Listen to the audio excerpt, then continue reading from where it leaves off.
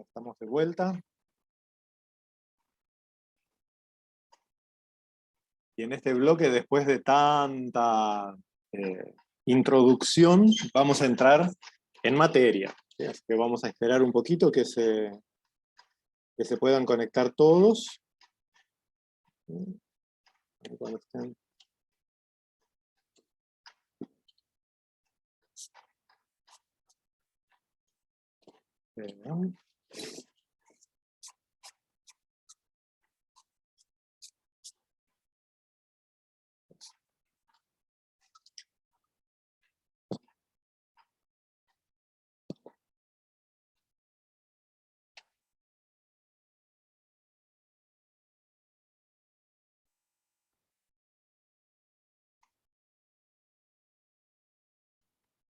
Voy a esperar que estemos conectados para enviar el archivo. ¿Sí? El archivo está en la plataforma ya, pero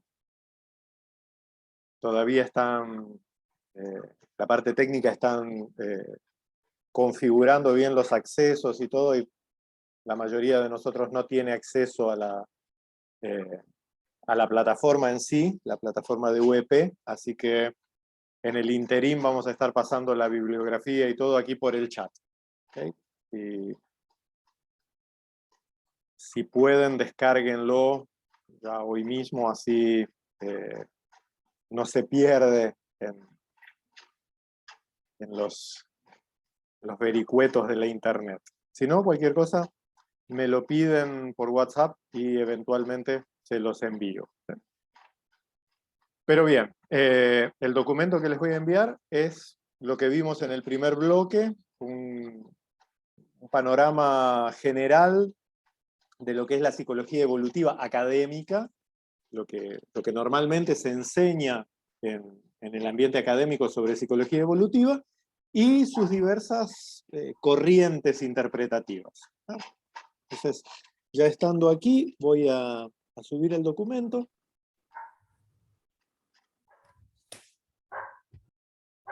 Un minuto.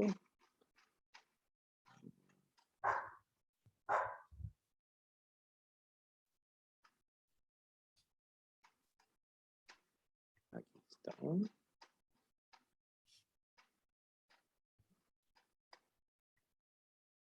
Entonces, si por alguna circunstancia no pueden acceder a este archivo ahora, no lo pueden descargar o algo, no se preocupen tampoco, me lo pueden solicitar por email o por WhatsApp, yo se los envío, o eventualmente en el transcurso de la semana, cuando ya tengamos acceso a la plataforma, ya está cargado en la plataforma, lo pueden descargar de allí.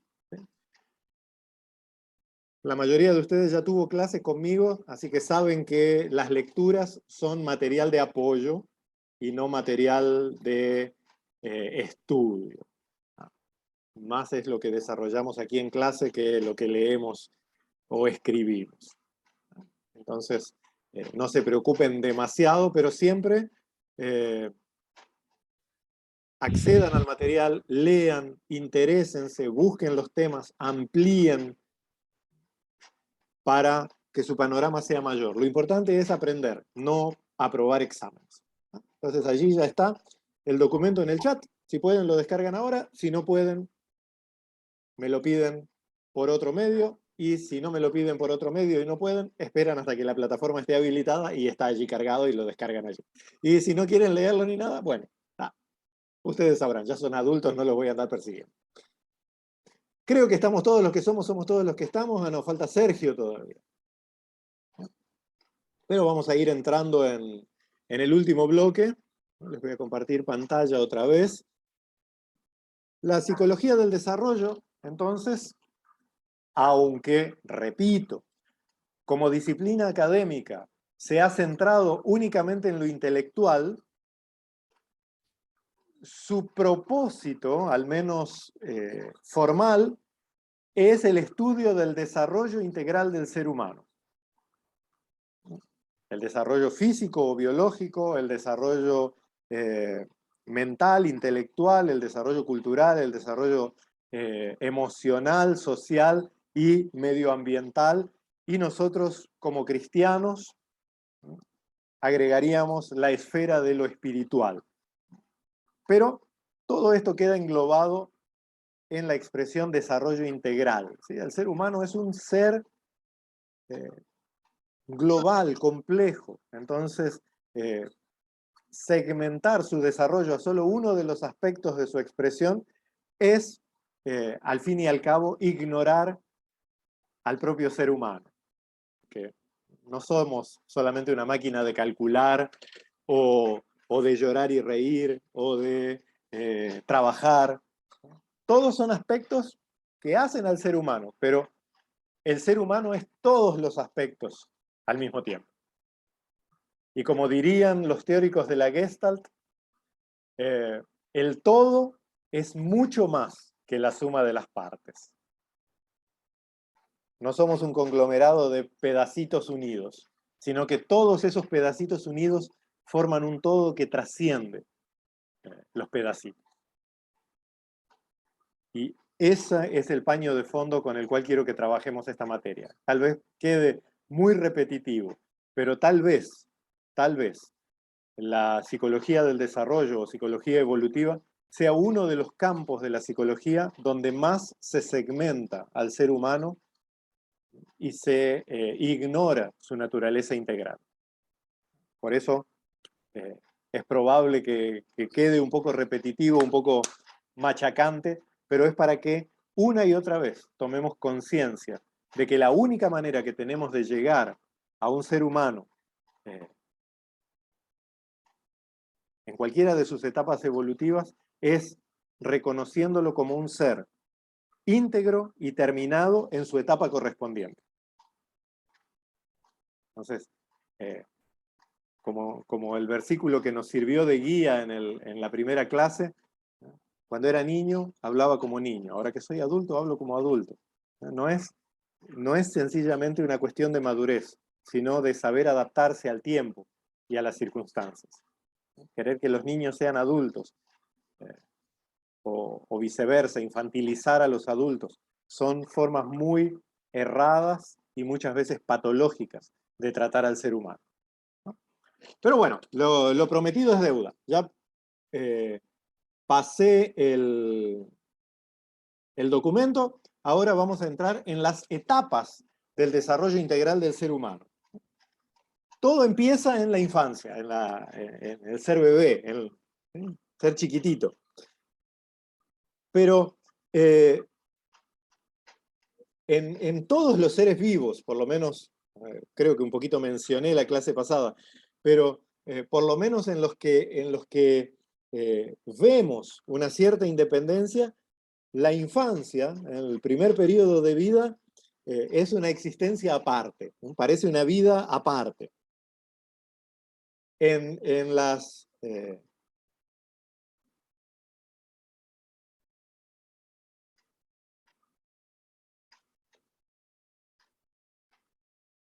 ahí estamos.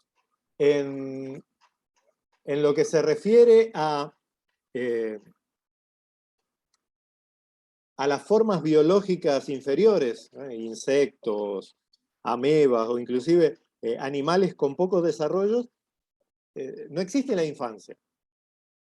Y el animal ya nace con la capacidad de sobrevivir y desarrollar la vida por sí mismo. Mientras que en los animales de escala superior y mucho más en el ser humano, el bebé necesita ser cuidado, protegido y, salvando las distancias, enseñado a ser quien es.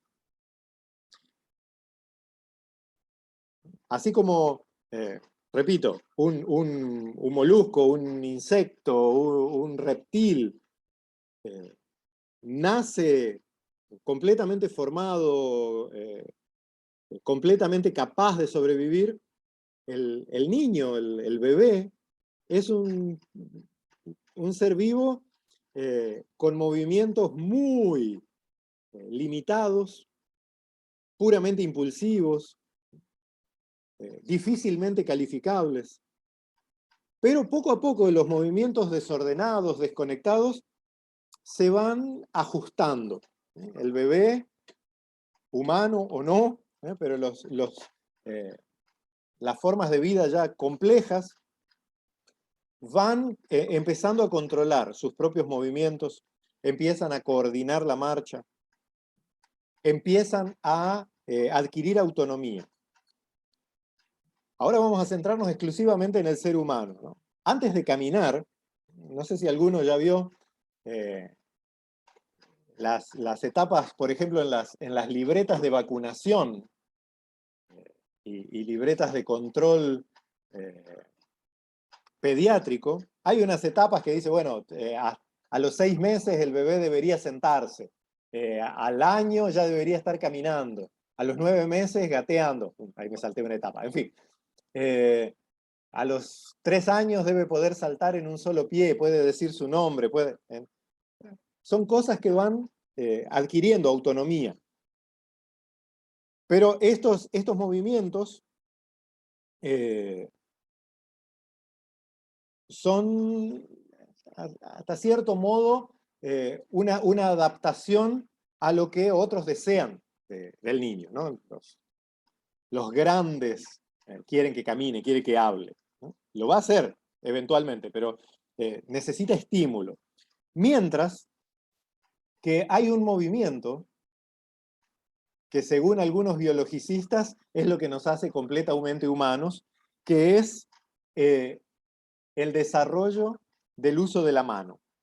¿Sí? La mano y el pulgar que cierra la mano, el pulgar humano, es una forma instrumental que nos permite descubrir el mundo, tanto por el tacto como por la modificación mecánica. Entonces, la mano llena no solamente funciones del tacto, sino funciones mecánicas, funciones prénsiles. Todo lo que el niño, un bebé, creo que todos somos papás o mamás aquí en la clase, ¿qué es lo primero que hace un bebé apenas se sienta? Agarra cosas y con la mano se las lleva a la boca.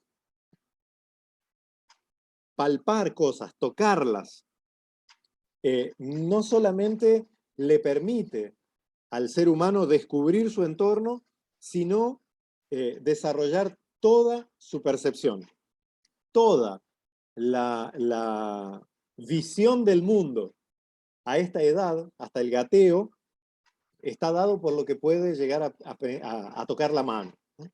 Primero, las impresiones térmicas de frío, de calor, también las sensaciones en la piel, si son agradables, desagradables, si siente cosas duras, cosas blandas, si siente cosas ásperas, cosas suaves, ¿no?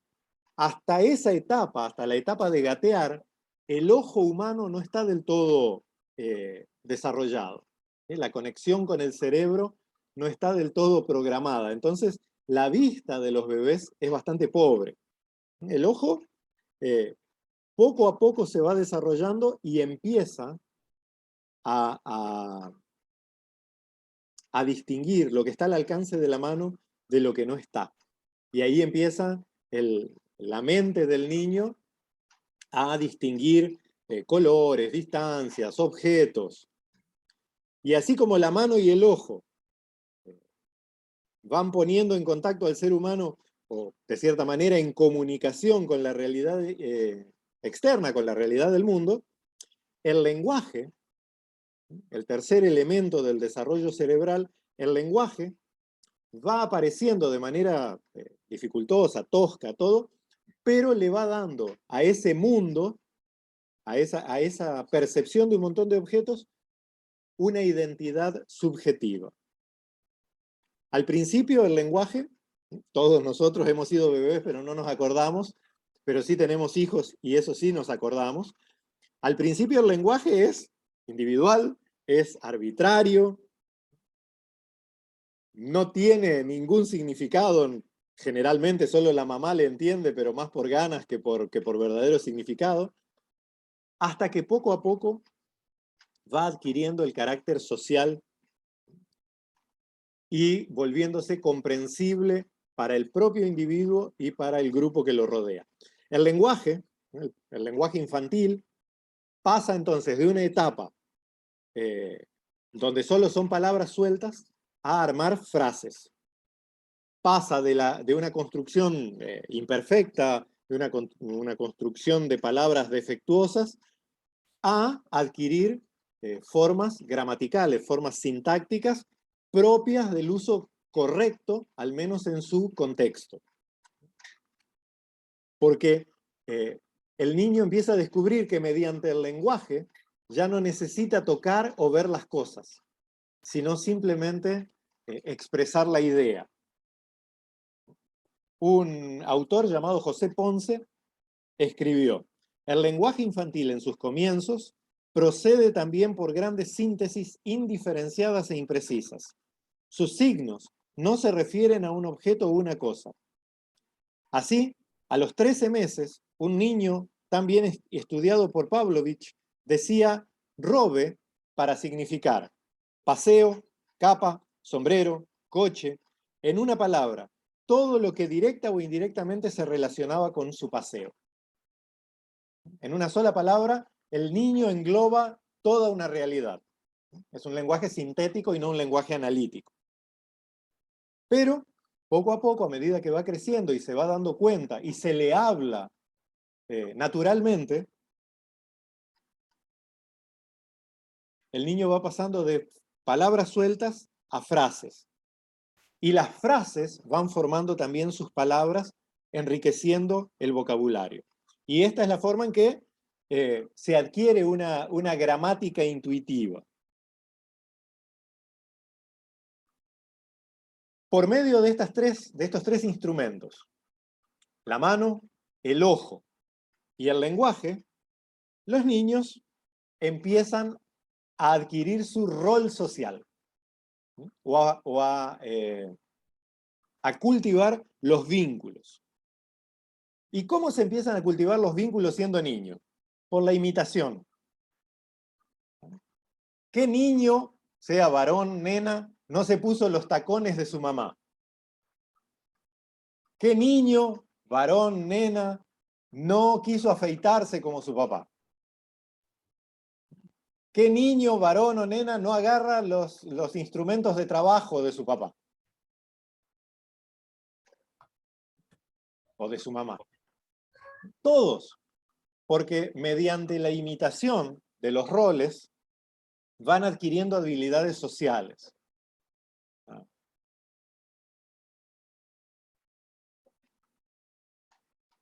¿Alguien tiene alguna anécdota de uno de sus hijos imitándolos a ustedes?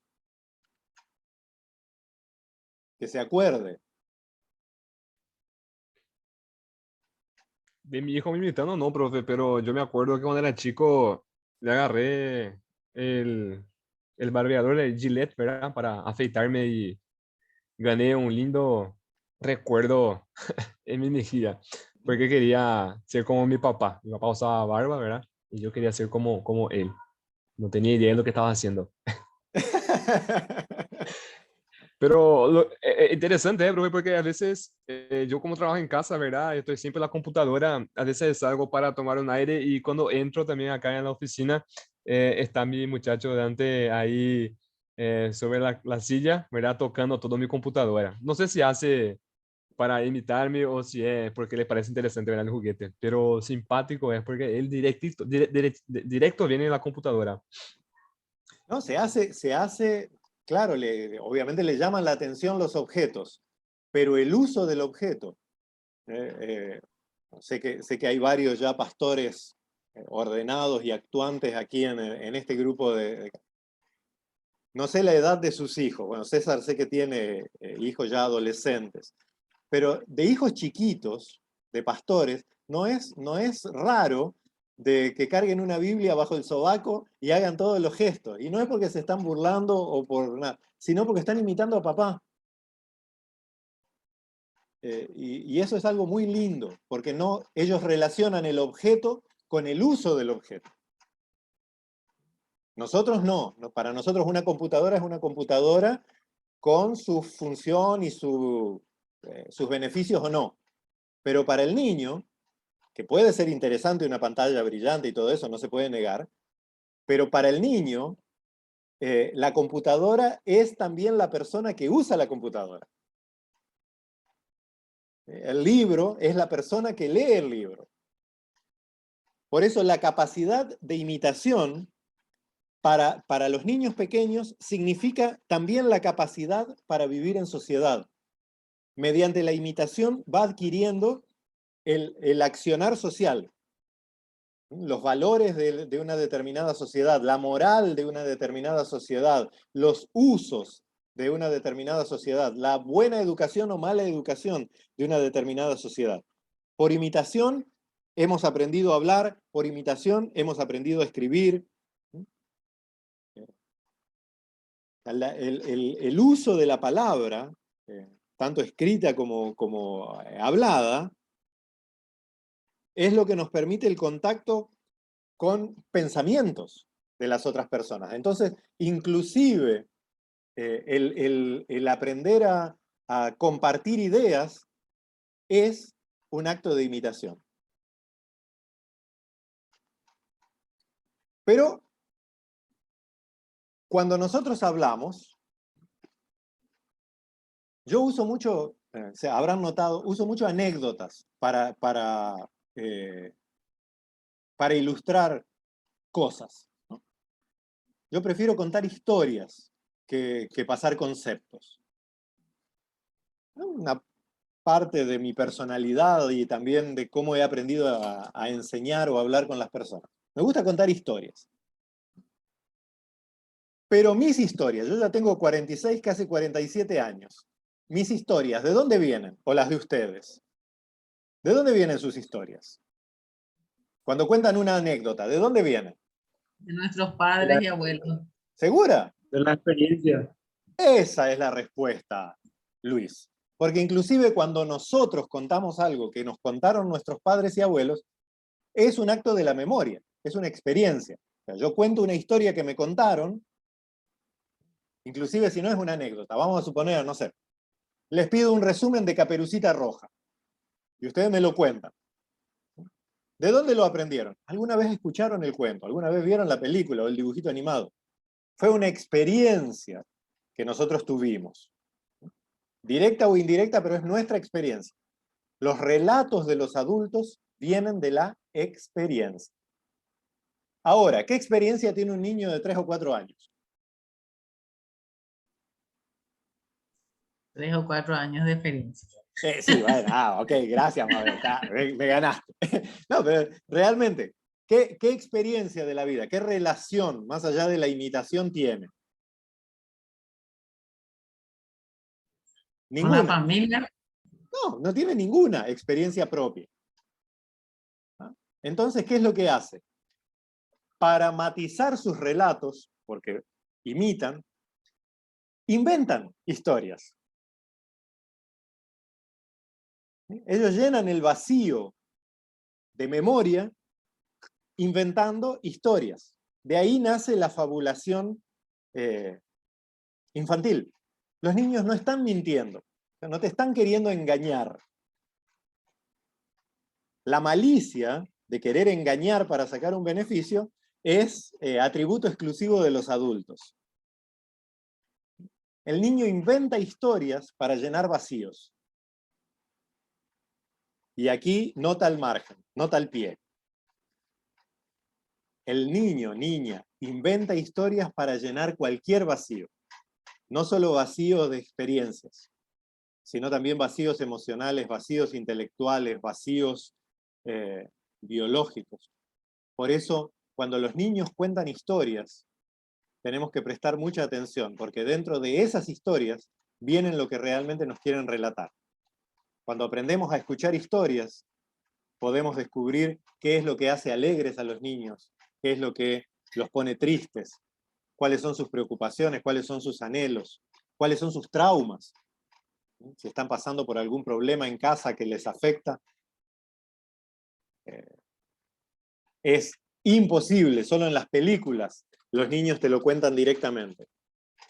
Pero antes de los 10, 12 años, los niños te van a contar historias.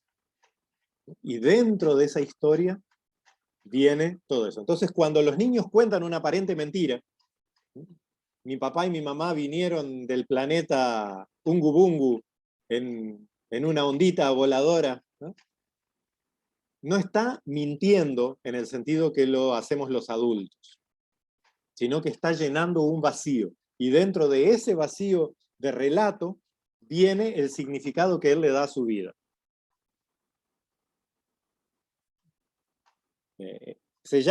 Normalmente se llama la etapa fabulosa, ¿no?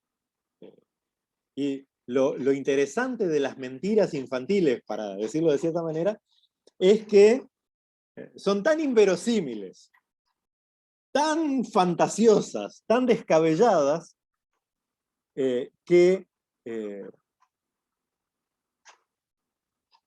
el propio niño sabe que son moralmente mentira, digamos. Sabe que no es realidad, pero crean una realidad, vamos a llamarla poética. Por eso, esta invención infantil, esta especie de mentira infantil que se da entre los 4 y los 7 años, no es un intento de engaño, sino que es un sustituto de la falta de memoria. Intenten hacer una prueba ustedes mismos, de regresión de memoria. Intenten buscar un recuerdo fehaciente, documentado, no relatado por otro, sino un recuerdo que ustedes tengan en imagen real anterior a los 6 años. A veces existe uno u otro, por el hecho de que marcó mucho. Pero en general, los seres humanos no tenemos recuerdos claros anteriores a los 6 años. Es la etapa donde el cerebro está creando sus conexiones y entonces las memorias son memorias profundas. Están ahí, pero no podemos acceder a ellas. ¿Se entiende? Entonces, en esta etapa infantil, la historia es una forma de desarrollar el lenguaje, de participar de la conversación, pero sustituye a la memoria, que no tiene.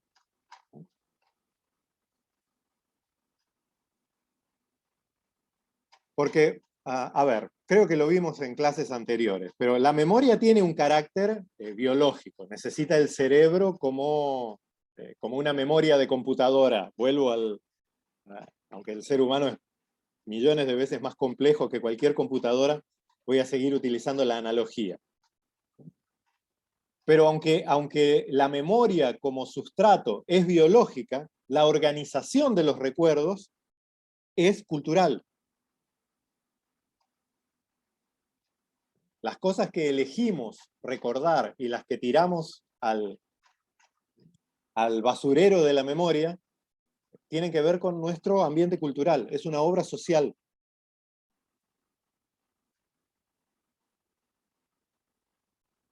Salvo excepciones, nuestra memoria, o sea, lo que nosotros guardamos en nuestro archivo de la memoria, es determinado por nuestra cultura, por nuestra sociedad, por nuestros intereses.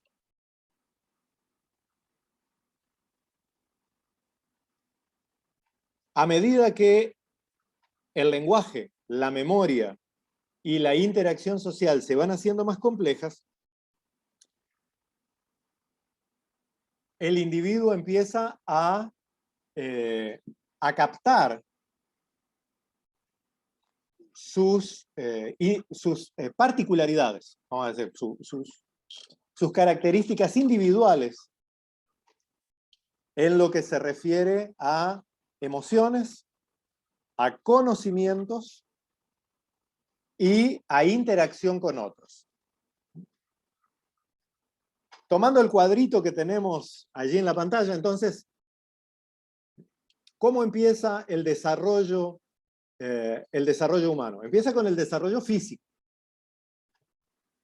Nacemos solo con el cuerpo, nuestra mente, como la conocemos, no está ahí. Nuestra primera interacción es con el ambiente. Y eso, una buena interacción con el ambiente, propicia el desarrollo. Hay que dejar que los niños toquen, que los niños metan en la boca, que los niños se ensucien. Porque esto, que los niños se golpeen, que recién hablaban de sobreprotección. Hay que dejar, porque, claro, con cuidado, no me tomen tan radical, pero esto es lo que va incentivando que se desarrollen sus sentidos. La siguiente influencia es la familia y el grupo social inmediato.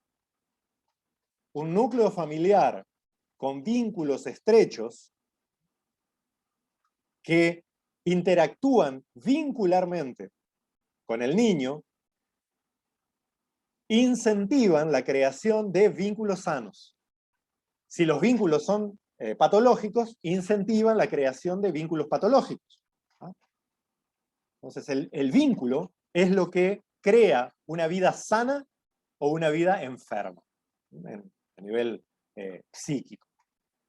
Entonces, el cuerpo, el ambiente y el círculo social no se pueden separar de la cultura, de todo el trasfondo de una historia que nos llevó a este momento determinado, en este lugar determinado, con esta familia determinada. Y solo después, cuando el niño ya tiene autonomía, después de los 5 o 6 años, que normalmente coincide con el inicio de la edad escolar, es que se empiezan a desarrollar individualmente las emociones y el intelecto. Y a partir de ahí ya empieza a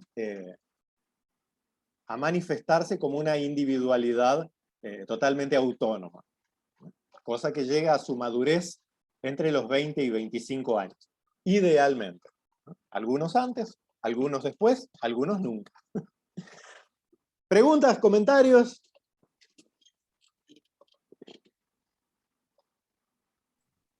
Profe, ¿ese orden de desarrollo siempre es el mismo o puede variar? Y si hablamos de desarrollo integral, ¿por qué no podemos entender que el desarrollo se da en forma paralela en todas las áreas? Justamente, muy buena acotación, Luis. Nosotros hacemos algo analítico, especialmente yo persona y por mi forma de ver el mundo. El desarrollo analítico es solo a fines académicos. Ciertamente, aunque podemos hacer una progresión, no es una progresión mecánica. Todo está allí al mismo tiempo. Yo vuelvo a la cuestión del cuerpo. Yo estoy acá, este es mi cuerpo. ¿Pero dónde estoy? Estoy sobre una silla, estoy conversando con ustedes, estoy leyendo un apunte, estoy pensando que tengo hambre, que mañana tengo que ir a tal ciudad, que no sé si el auto tiene combustible. O sea, todo eso actúa junto. Y no importa la etapa del desarrollo en el que estemos, actúa junto porque ningún ser humano es una isla. Entonces vamos a suponer que vos sos el bebé y que tu única sensación es la física. 10 puntos. Pero, ¿quién te está cuidando? Tu mamá. Y para tu mamá influye la economía, para la luz, el calor, el frío, la discusión con papá o que falta plata para pagar cosas a fin de mes. Todo está presente. Entonces, todo está al mismo tiempo. Pero para estudiar tenemos que hacerlo de forma analítica, si no, no hay forma de hacer eso en lenguaje sintético, ¿no? Esa es una capacidad que solo los niños tienen, de con una palabra decirlo todo.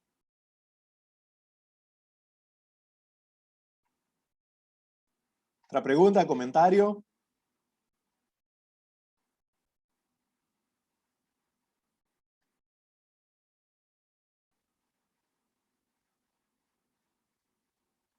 ¿David estaba hablando? Ah, no. Solo se estaba moviendo. Está bien explícito, No. profe. Demasiado bien Explícito. entendible está, profe. Súper. Profe, Adelante. Sí, Luis. hablando de desarrollo integral humano, En el caso de una persona con discapacidad, ¿cuál es tu forma de analizar su vida, por ejemplo, su crecimiento físico, cultural, ambiental, emocional y mental? Vuelvo a un comentario que hice creo que en el primer bloque. Nuestra manera de ver el desarrollo humano, y digo nuestra porque yo fui formado en eso y aunque conscientemente me quiero hacer aparte, soy parte del contexto, ¿no? No soy nadie, ningún extraterrestre, por lo menos creo, no sé. Pero mi concepción es que cada ser humano, con sus capacidades y con sus habilidades y con su desarrollo, está completo en el momento y en el lugar que está. Solo que la psicología del desarrollo académica dice que una persona madura es el adulto, generalmente hombre, de cultura occidental, preferentemente de raza blanca, estudiado y de clase media alta. Ese es maduro. El resto son excluidos. Y quien no alcanza esa meta es un fracaso para la sociedad. Hace 2 o 3 días también aprendo mucho de los memes y de los chistes. Creo que son una de las formas culturales más inteligentes de la historia. Y había un nenito en silla de ruedas. Y el maestro, queriendo ser políticamente correcto, le preguntó: ¿cómo tengo que llamarte? ¿Discapacitado? ¿Persona con capacidades diferentes? ¿Persona especial? Y dice: no, llámame Alberto. Todas las clasificaciones que nosotros ponemos, que tenemos que ser todos iguales, con el mismo nivel, con la misma calificación, es un invento de un modelo cultural, primero que ya imposible de volver atrás. Algunos lo romantizan, pero no podemos volver a la era industrial. Ya terminó. Eso no hay forma. ¿Sabes? A mí me gustaría muchísimo vivir hace 100 años atrás.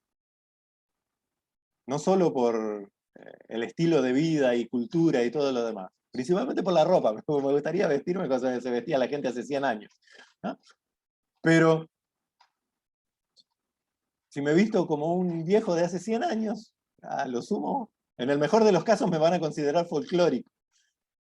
Si no, loco directamente. O queriendo llamar la atención.